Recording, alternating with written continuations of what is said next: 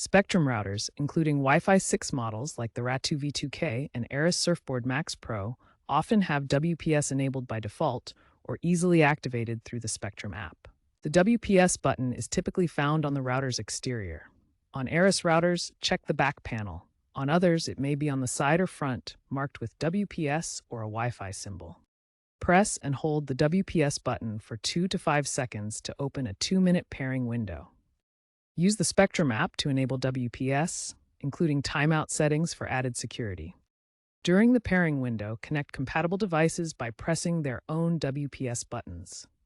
Always disable WPS right after connecting your device to mitigate security vulnerabilities.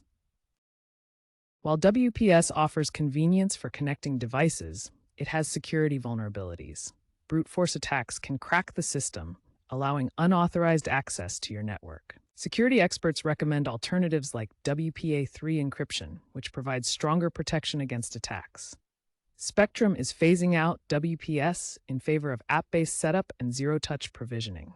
If using WPS, enable WPS Smart Mode when available. This feature limits connections to only pre-authorized devices, reducing security risks. After connecting your device, immediately disable WPS. Access the router's admin panel at spectrum.net/setup or 192.168.1.1, go to Wireless Settings, then Advanced Options, and toggle WPS off. Consider Wi-Fi Easy Connect using QR codes or manually enter passwords with WPA3 for more secure connections. Keep your router's firmware updated through the Spectrum app to receive the latest security patches and enhancements.